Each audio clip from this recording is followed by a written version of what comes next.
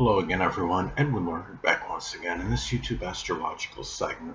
I'm going to be talking about the December 7th, 2022 full moon in Gemini. Now, there's going to be a full moon in Gemini on December 7th, 2022. The full moon in astrology can represent completions and culminations. It can be a time where one becomes tired, exasperated, and simply full of something. Can be about an unveiling or revelation. What may have been hidden or suppressed for some time may finally come out. It could be a very strong outpouring of emotion that has been bottled up for some time. I believe it may also be, about finding out something.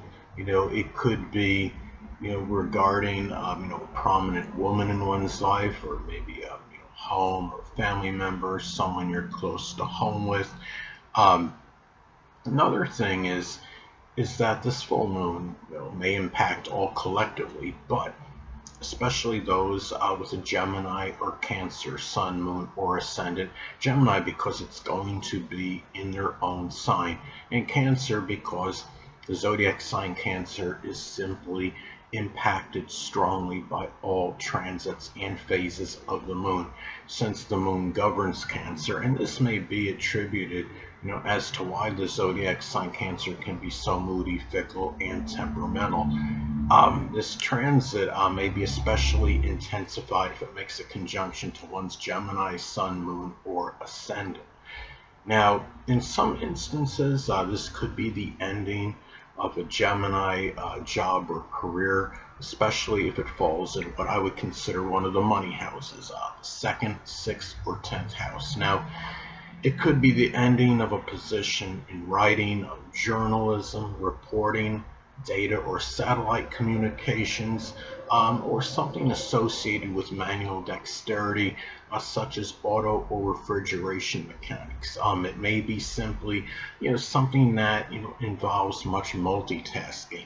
It could be the end of a position where you're spreading yourself too thin. Interestingly enough, I remember when I worked at Kmart, one time someone told me I'm going to be, somewhat versatile. In other words, basically, you wanted me to be ubiquitous and, run around and do, a lot of different things. And ironically enough, he was a sun in Gemini and I'm a moon in Gemini. But anyway, this, the thing is, it could be the ending, of dissipating, oneself, through lack of an integrating purpose, that may have required going back to versatility and variety. May have required a lot of versatility and variety, and it may could be the completion. It could be of just a communication or writing project or endeavor, a short story that may have been composed at one time may come to an end. Now the thing is, full moons in astrology can manifest in revelations and unveilings. Now this may be a revelation or unveiling of somebody that may be two-faced. It could be some may find out about some gossiping that had been going on about them, lies and prevarication about a person may come to an end. Now, and the thing is, it could be, some may discover something associated with slander, forgery, or plagiarism. Now, on a positive note, for some people, it may manifest in becoming just more aware and cognizant of writing and communication ability. Now, some people may begin to realize they are more articulate and eloquent than they initially thought they were. Some people may make a discovery that they're more versatile and diversified than they actually thought they were. And we'll see what else is going on with this. Hold on a moment. Bear with me, people, on this momentarily here. And the thing is, too, full moon, can manifest again. To get to, the fact that a full moon can be about becoming tired, exasperated, or simply full of something. And some people, they may reach, a breaking point, in someone's fickle and mercurial behavior. One may become tired of gossiping and slanderous lies. One may decide to finally call another person out on being two-faced in some cases, and it may be it could be over one superficial behavior. It may be about being upset, connected with oneself. For example, a person may become tired, and exasperated with themselves, his or herself, of just simply living vicariously, through another person's life and achievements. And one may become tired of dissipating the self through lack of an integrating purpose, doing so many manifold things, but not really finishing any of them, not coming to a conclusion on any of these things. It could be taking a number of courses in college as an example, but not following through on a number of them. Nothing's leading to any degree or anything where you can attain some kind of stability or greater stature in life, as some examples. And there could also be, on a full moon, there could be a greater propensity for accidents. And with the full moon being in Gemini, it may be attributed to speeding, driving excessively fast. It may have something to do with mischievous behavior, such as someone firing a paintball at a driver and causing the person to become startled and wind up swerving and have an accident as a result. Dual airbags accidentally ejecting, causing a diversion. I'm being really flippant with that because dual is connected with Gemini. Mutable signs in general, though, as well. And the thing is, now, in some instances, this could be a revelation or unveiling of a Gemini health-related issue. Now, especially if this falls in the first or sixth house in one's chart. The first house corresponds with the physical body. The sixth house is associated with physical health-related issues. And since this is a regular, full moon, it could be, and it's not, a supermoon or a lunar eclipse. I would say it's likely something that wouldn't be overly serious. It could be some minor issue, with breathing, the lungs, arms, nerves, or hands.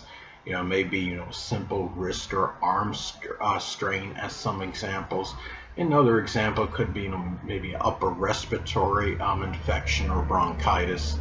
Now, in remote cases, like if this falls in the 12th house, it could be some unveiling or revelation. It could be some, kind of, like a, like a mental, illness, Gemini-related mental illness, such as like, manic depressive or bipolar, disorder. The transit, in the 12th may actually, manifest for some people in becoming, cognizant and aware of a hidden adversary, and maybe someone, that actually has a Gemini sun, moon, or ascendant, or one that embodies those traits. And another thing, could be somebody that's just very mercurial, fickle, quick-witted, versatile, and mischievous, some examples. And now another thing is, again, it's important to look at the house this falls in, as this could impact, its delineation and interpretation for you. Now, in my case, full moon is going to fall in my first house. And this could manifest in a number of ways for me. It could simply be becoming, tired and exasperated, could be some lack of persistence and follow through in matters associated with new beginnings. It could be, also be a revelation or unveiling of something with the physical body. Being in Gemini, it may be connected with the lungs, arms, nerves, or breathing. Now, it's also important to look at the aspects this makes, to points in your chart, as this could impact this transit's effect on you. Now, this is going to make a loose conjunction to my natal moon in Gemini. Now, by itself, it could just indicate more, emotional intensification. If I happen to start anything, associated with this transit, I'm sure I will be more very emotionally um, invested, in it. It may also manifest, in a revelation regarding somebody that could be close to home. And being in Gemini, it might be a Gemini sun, moon, or ascendant person, or simply one that embodies, Gemini, characteristics. It could be a person that's mischievous, two-faced, and mercurial.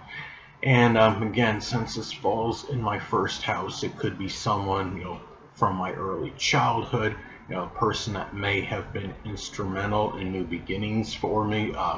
The moon is also associated with the stomach and left eye in males, and maybe I become more cognizant of, could be some more cognizant of putting a variety, which is Gemini, of food, which is the moon, in the system, that it may actually be detrimental to me. And you know um the variety of food I'm eating anyway. Now, if since this falls in the first house for me, it might reinforce and reaffirm, something again with the physical body. But anyway, people, that'll conclude this YouTube astrological segment. And until next time, Edwin Leonard saying, stay well.